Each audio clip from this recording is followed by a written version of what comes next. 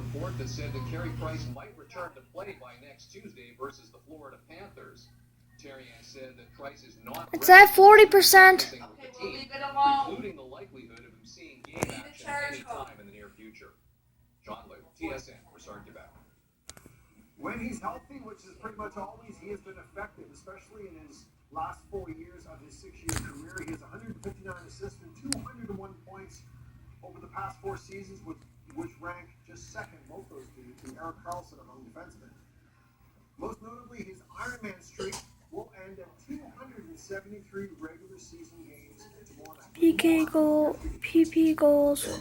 Get off the phone! I'm taking a video. Francois really was a jarring sight to watch PK Subban writhing in pain on the ice. Just watch and this. then stretchered off. It's something we've never seen before with him. And Subban will miss the first ever game of his NHL career because of injury. What is the latest on Subban's condition? Well, you know what? The news are good. I mean, Don't believe in things on top of that. Sorry. Yeah. You know, that he was taken to hospital. He got an early release from the hospital. What was his teammate? Mom, come here. And he still has a stiff neck. He won't play tomorrow. But it's just, a couple of Just games. watch this. Nothing serious, no bad injuries to report. Just watch what happens. Really good news for They probably already played it, Cody. They played it 4 times. Just watch it. Just watch I it. wanna watch it! Fine. I get it. You got hurt. Michel Therrien shot that notion down today. When, if at all, do you expect a return from Price? Well, you know what? I don't know. And if I would have a crystal ball, I would bring it in front of you and I would say, let's look at this, because there's no news, guys. There's only speculation. It would be a great news if, in fact, Carey Price would be able to play next week. But he's training. He's on the ice. He has his gear on, but he hasn't trained with his teammates yet. So until he's going to be able to get 3, 4, maybe 5 good practices with his teammates, I don't expect him to be back in front of the net. There's no rush. The Montreal Canadiens, even if I think about it, they will not make the playoff. So you don't need to rush PK Subban. You don't need to rush Carey Price. You need to make sure that the knee of Carey Price will be healthy, and then when he's going to be able to come back in front of the net, there will be absolutely no question about his health. Is it going to be this season? Is it going to be at the World Cup? Is it only going to be at the next training camp? I don't know, and I don't care. But I want the Montreal Canadiens to wait as long as they need to wait to make sure that this situation will be resolved. I think fans would have no problem with seeing Price shut down for the rest of this season. That is Francois Gagnon from RDS. Thank you. All right, coming up in 8 minutes, what do a mullet, an ostrich, and Prime Minister Trudeau have in common? And it wasn't last night's state dinner. They all headline the must-see moments of the week. Making sure I had it fluffed and feathered the right way, and I think the fans saw my hard work. Plus, we have an early contender for number 1 on next week's must-see moments with one of the craziest sequences in NCAA history. For 3 in the win, rebound, Johnson. And what happens next is unbelievable. And after scoring 51 against the Warriors last time out, did Damian Lillard poke the Hornets' nest? Highlights coming up next.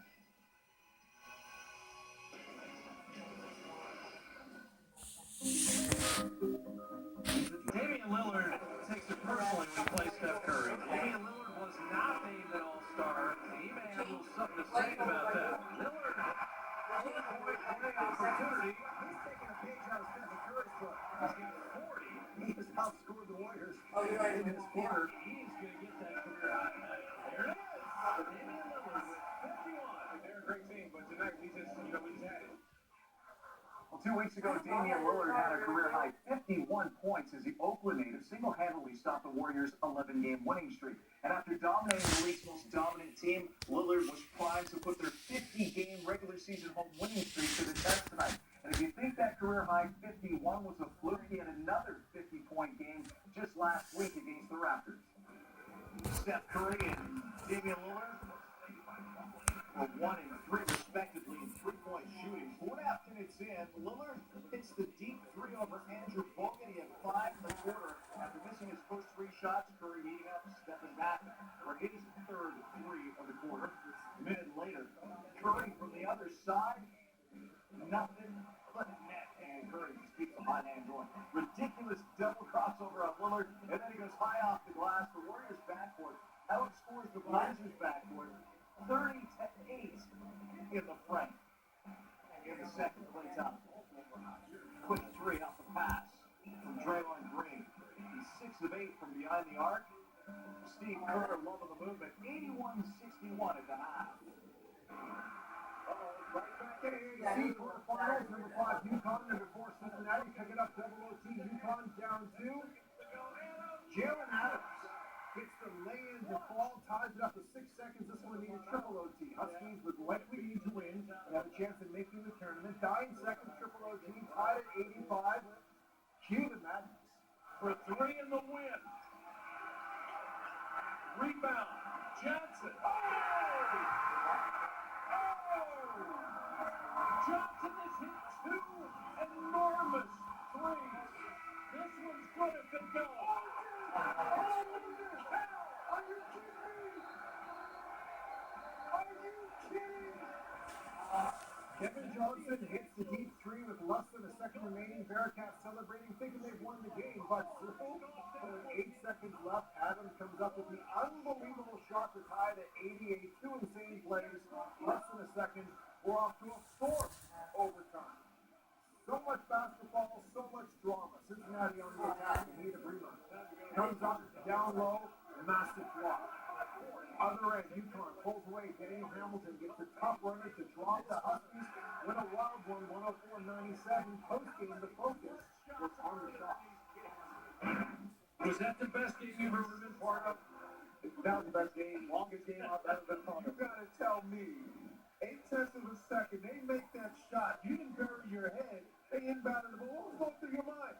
I gotta get a shot on it. If it goes in, it would be amazing. And if we lost, at least we went out playing.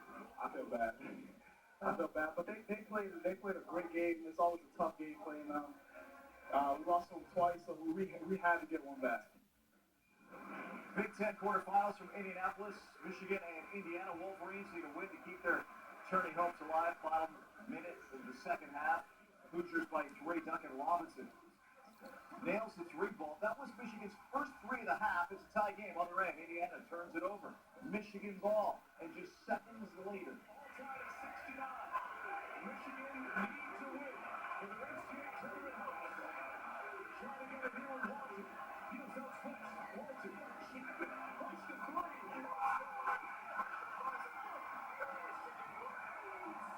Cameron Chapman with the heroics. And how about this one? Courtesy of Michigan Daily, Indiana fans are stunned. 72-69, the final.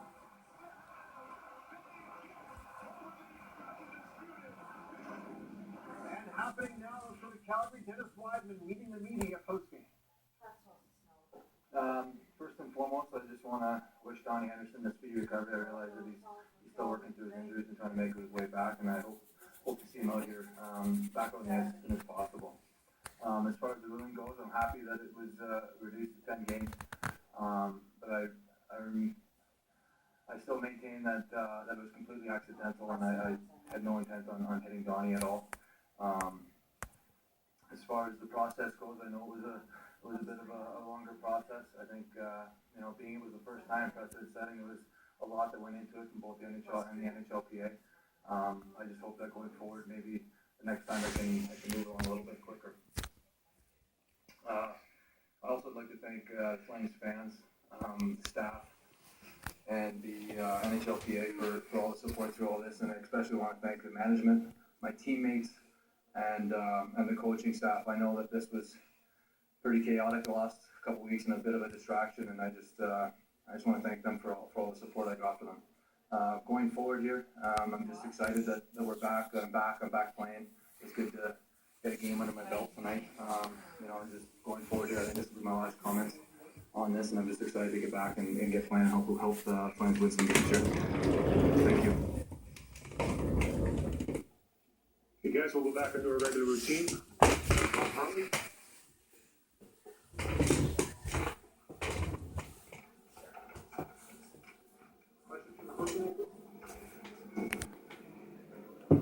How do you think the club reacted when a guy like TJ Mountain to that first pass on your own end, and then tough spot because he does that so often? Well, there's defensemen that you just can't replace